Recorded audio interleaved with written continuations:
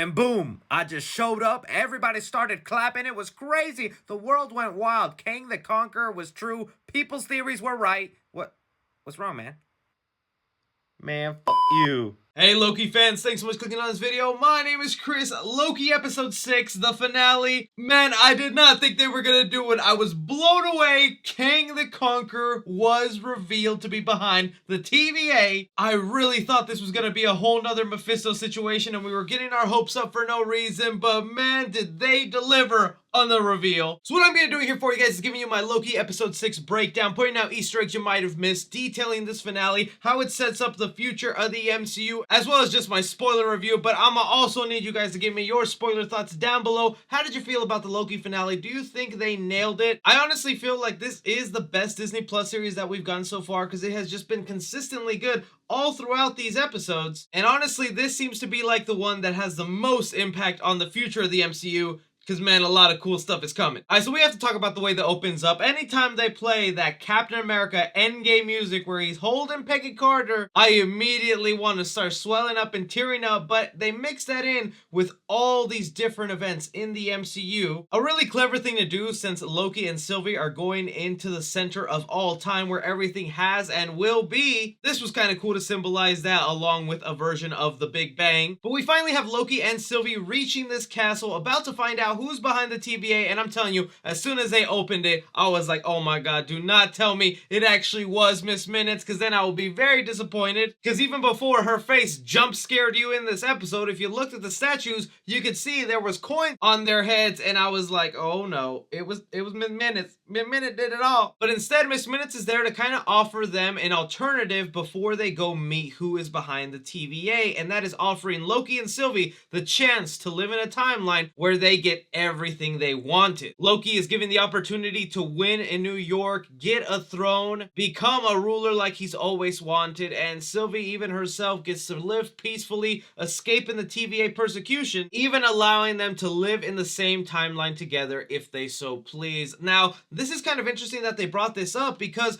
there are some deleted scenes that we did not get to see in this Loki finale that did show up in some of the trailers. We saw a promo that appeared a couple weeks ago before the finale that gave us a look at King Loki, who is living this timeline where he got the throne of Asgard, even at one point when he goes back to the first Avengers movie. But for some reason, that was all removed from this episode, and we didn't get to see any of that. I wonder what the reason for that is. Hopefully they explain later on why they had to change some stuff around. And as that conversation is ending, we go back to Ravonna Rainslayer, who is trying to dig up all the information she can about the start of the TVA, which I knew was not going to be helpful when she asked Miss Minutes. Miss Minutes instead handed her documents to better understand the true purpose of the TVA, which I think is what will eventually connect Ravonna Rainslayer to Kang the Conqueror and have them have their comic book power couple. I also do love that we find out where Ravonna Rainslayer comes from, and she was a principal at a school, and that's where that pin was from in the earlier episodes. Maybe in season 2 they'll go ahead and let us know how they pick certain people to be part of the TVA. But then cutting back to the castle, we finally get the reveal of who is behind the TVA, and oh my god,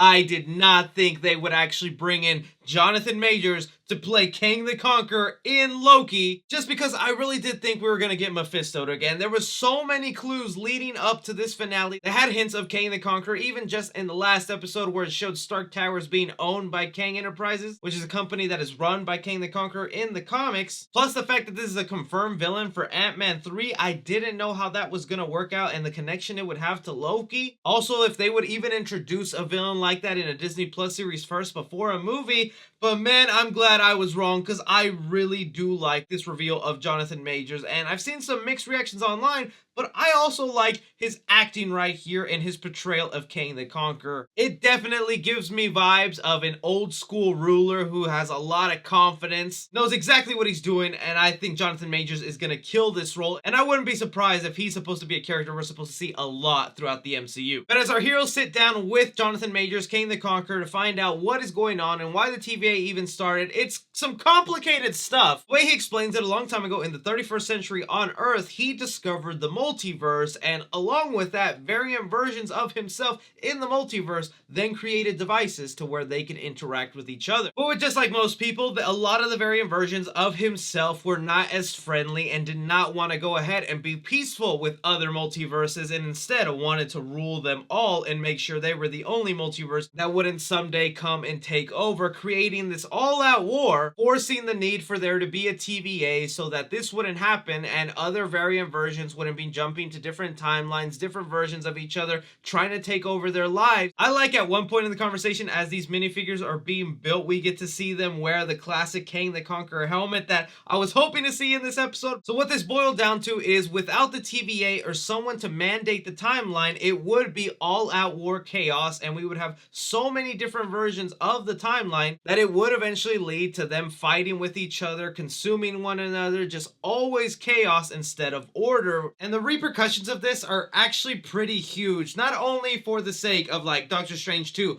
Multiverse of Madness, or even the possibility of this explaining how Tobey Maguire and Andrew Garfield come into the MCU. No, this is Marvel's way of really doing something extremely different with the MCU, where now they have the ability to do TV shows or movies in these multiverses where they can have stuff living outside of the main MCU timeline. Things like a Marvel zombie movie that doesn't connect to the MCU, or give us a different version of Spider-Man on a variant universe, or heck, even start up another version of the MCU on a variant Earth, in the same way like in Marvel Comics you have the Ultimate Universe and you have Earth 616. And just the amount of times that Kang the Conqueror in this episode mentioned a war and all-out war, he kept saying war over and over, it really got me thinking, oh my god, that's the next huge event in the MCU. They're trying to set up Secret Wars, more specifically a Secret Wars event that happened in 2015 in Marvel Comics, where it was all these multiverses coming together, fighting to become the one and only universe. Nonetheless, this makes it extremely clear where the future of the MCU is headed, because of this right here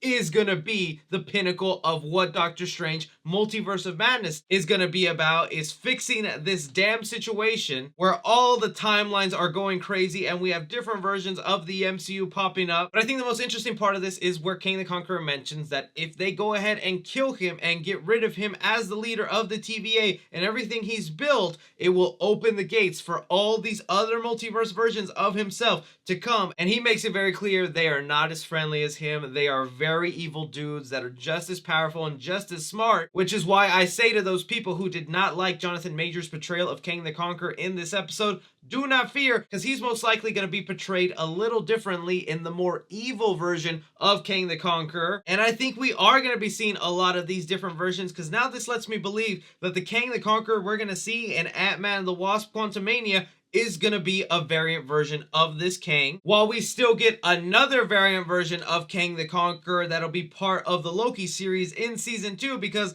at the end of this episode, they don't give us a post-credit scene, but they confirm with a little stamp that he will return for season 2, which on that subject, let's dive in a little bit on that ending and what happened there. So Sylvie decides that, no, I've worked too hard for this. This guy has caused me a lot of pain. I am gonna kill him. I don't care what he says. I have a mission and I'm gonna go through with it, killing off this version of Kang the Conqueror that frees the timeline and lets an endless amount of multiverses start existing, some that will have very evil versions of himself. But in doing this, she kicked Loki back to the TVA, but instead what I think this did is it sent Loki to a variant timeline where we have the evil Kang the Conqueror and a Mobius and B-15 who do not know who this Loki is, cutting to him looking at a statue of Kang the Conqueror instead of the 3 timekeepers. That is also wearing his traditional look in the comics, this green and purple. But even with that ending, and as cool as it was, I feel like they didn't completely nail that. Maybe it's because this is just the way season 1 is ending and they have to set up some stuff for season 2, which I guess most shows go ahead and do that. But I still think there was a lot of questions that did not get answered in here, like why is it that they're targeting specifically Loki's? Other things that we're going to get answered in season 2 is like, where did Ravonna Rainslayer go? I'm definitely betting she was given documents that better explain and give her some insight into Kang the Conqueror, and she's gonna go ahead and meet him. But honestly, the end of this just hyped me up for Doctor Strange 2 Multiverse of Madness, because we are gonna be diving into all those branch timelines. Who knows